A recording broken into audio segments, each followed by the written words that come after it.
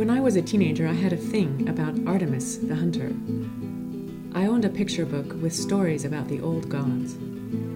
There was this one page I kept on looking at, which was Artemis running through the forest at night, with one hand carrying her bow and the other stretched out towards me, the girl looking at the picture, the deer's point of view. But I didn't feel like a deer. I felt like Artemis was chasing me because she wanted to be with me, and I wanted to be with her, but I wanted her to chase me first.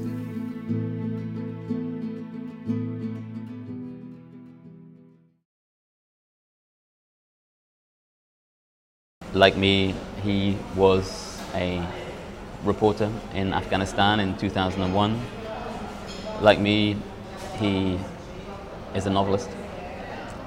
But there's a difference between the CV, between these points of biography and the actual personality of the character. In my previous book, there was a character called Lieutenant Mutz, and he didn't really have a biography that was anything like mine. He was a Jewish lieutenant in a Czech army unit stranded in Siberia in 1919. Obviously, I didn't have anything in common with that biography, but I feel his personality was more like mine than this superficially similar character of Adam Kellis. If you're putting things in a fictional setting, you're making a trade-off. You're saying, well, this is not exactly real, this is not everything as it actually happened, but what you get in exchange is the possibility to appreciate this sequence of events in the context of a wider narrative, with characters who I, the writer, and you, the reader, are allowing ourselves to know much more deeply than you can ever know an actual person.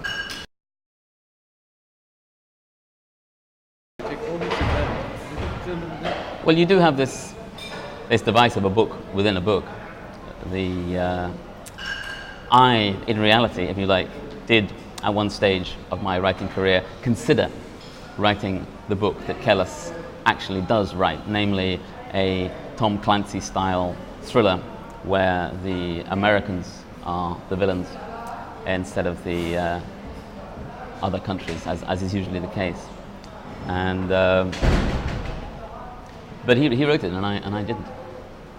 He's going to America to try to find this woman that he's fallen in love with, and in the course of that journey, he realizes what he should have realized all along, that you can't simplify America any more than America is justified in simplifying other countries, which of course is something that America's entertainment industry does constantly.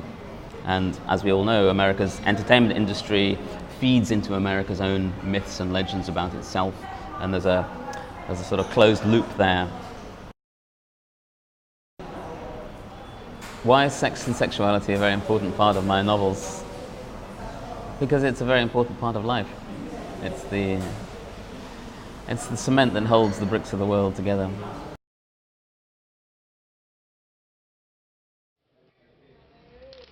Women should be free. You always say that, but I don't know what it means in English. A free woman means a woman who's not in prison, yes? That's one meaning. And a woman who's not claimed by a man? Unattached, yes. And a woman who's not busy? Okay. And a woman who doesn't cost any money to buy? No, it doesn't mean that. You say, for example, medicine should be free.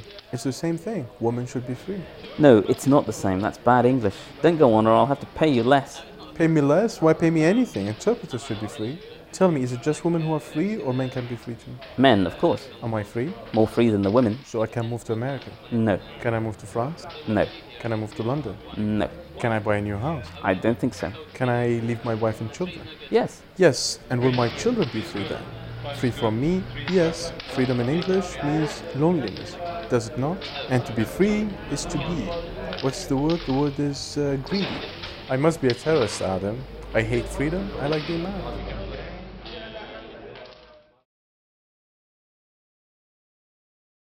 One of my great enemies when I'm writing is the exotic.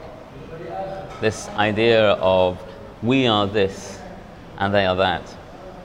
And yes, of course, there are differences between people, between places, but they are fundamentally trivial, I believe. And most of the most of the apparent superficial differences are to do with very specific lines of history and culture.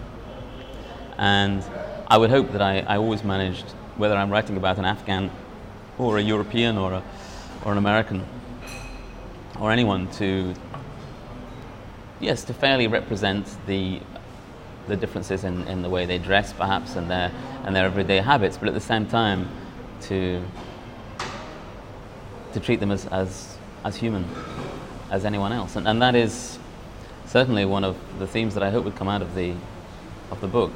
This whole sense of this false sense of difference and distance, which is what the exotic involves. We are normal, they are exotic.